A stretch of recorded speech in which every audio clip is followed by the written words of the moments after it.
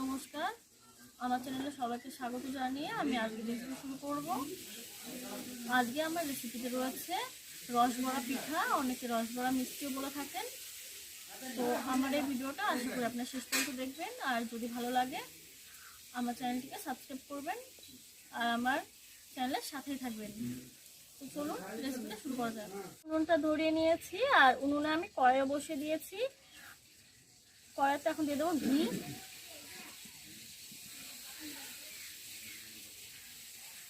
এখানে আমি 1 চামচ ঘি দিয়ে দিলাম, আর এই ঘিতেই আমি সুজিগুলোকে ভাজবো।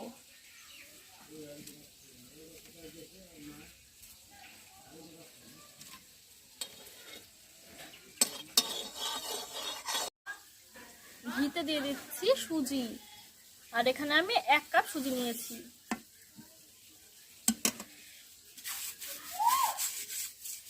এই মিষ্টিটা খেতে কিন্তু খুব সুস্বাদু, দেখবেন একদম অল্প উপকরণে খুব সহজেই তৈরি হয়ে যায়। এই সময় উনুনের আঁচ মিডিয়াম রাখতে হবে আর এরকম ভাবে নেড়ে যেতে হবে।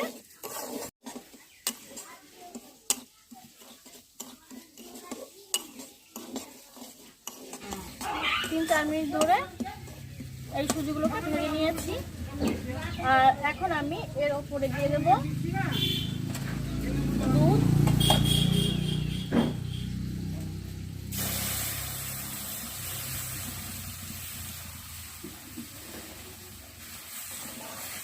এখন কিন্তু নেড়ে রাখতে হবে।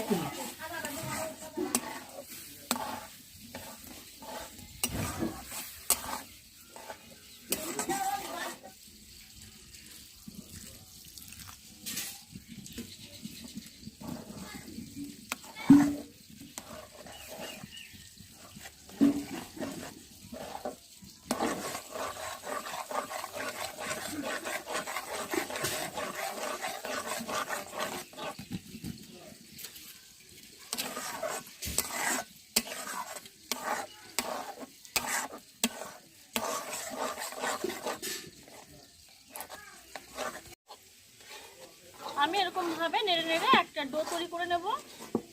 এখন কিন্তু একটু শক্ত শক্ত হয়ে গেছে, এটা নাড়তে নাড়তে কিন্তু হাতটাও ব্যথা হয়ে যেতে পারে, কিন্তু এরকম ভাবে নাড়তেই থাকতে হবে।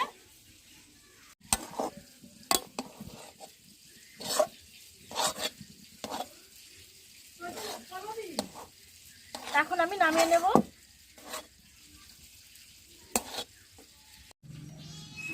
এখন আমি নামিয়ে নিচ্ছি।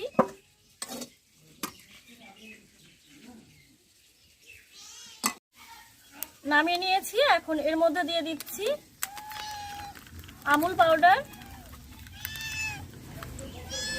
আর এটুকুনো দেব খাবার সোডা। খুব বেশি দেয়নি, দেখুন এটুকুনো দিয়েছি। তো আমি এখন এগুলোকে খুব ভালো করে মুছে নেব। আর এখন মাখতে মাখতে যদি আপনার মনে হয় যে একটু শক্ত হয়ে গেছে, তাহলে আপনি লিকুইড দুধ দিয়ে দিতে পারেন।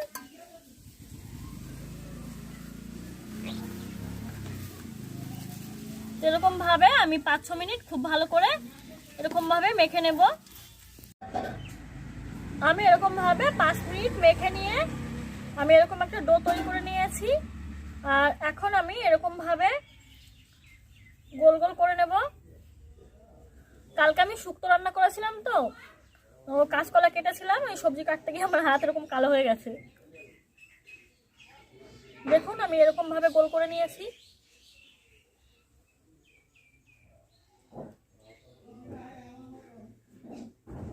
সবগুলো আমি এরকম ভাবে তৈরি করে নেব। দেখুন এগুলোকে আমি বড়ার শেপ দিয়ে নিয়েছি, আর এখন আমি একটা শিরা তৈরি করে নেব।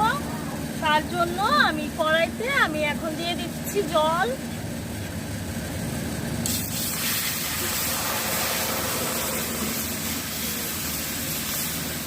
দেখুন জল দিয়ে দিয়েছি, আর এই জলে আমি দিয়ে দেব চিনি।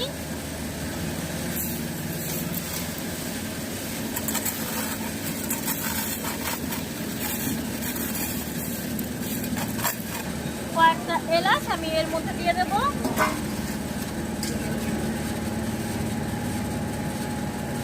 দিয়ে দিচ্ছি এলাচ, আমি মুখ ফাটিয়ে দিয়ে দিলাম।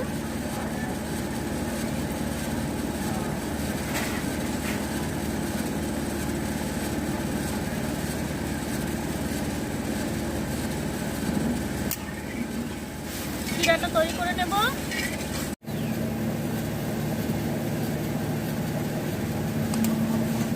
এরকম ভাবে 10 মিনিট জাল করে আমি শিরাটা তৈরি করে নিয়েছি। শিরাটা তৈরি করে নিয়েছি, এখন আমি নামিয়ে নিচ্ছি।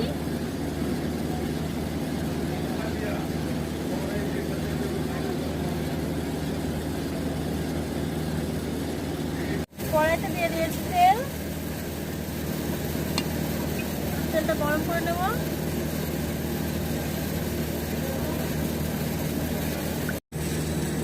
তেল গরম হয়ে গেছে, আর এখন আমি দিয়ে দেবো বড়াগুলোকে।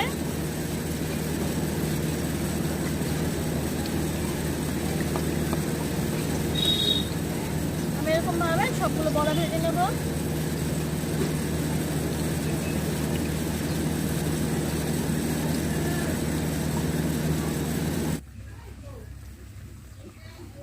দেখুন এরকম ভাবে উল্টে পাল্টে ভেজে নিতে হবে। দেখুন ভেজে নেওয়া হয়ে গেছে, আর এরকম অবস্থাতে আমি উষ্ণ গরম শিরায় ডুবিয়ে নেব।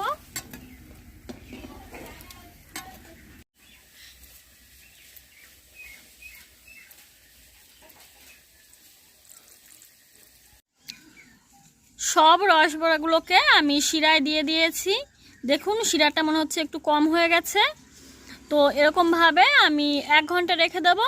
আর আমি ফিরে আসছি ঠিক 1 ঘন্টা পর। দেখুন 1 ঘন্টা পর আমি শিরার থেকে তুলে নিয়েছি একটা প্লেটে, আর এর উপর দিয়ে আমি এখন ছড়িয়ে দেব ছোট ছোট করে কেটে রাখা পেস্তা বাদাম।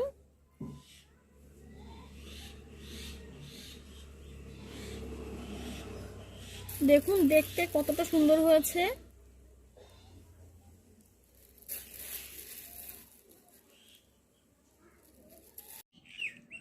আমার এই রেসিপিটা যদি আপনাদের ভালো লেগে থাকে, আমার চ্যানেলকে সাবস্ক্রাইব করবেন, লাইক কমেন্ট শেয়ার করে আমার চ্যানেলের সাথেই থাকবেন, আর কমেন্ট করে জানাবেন যে কেমন লাগলো।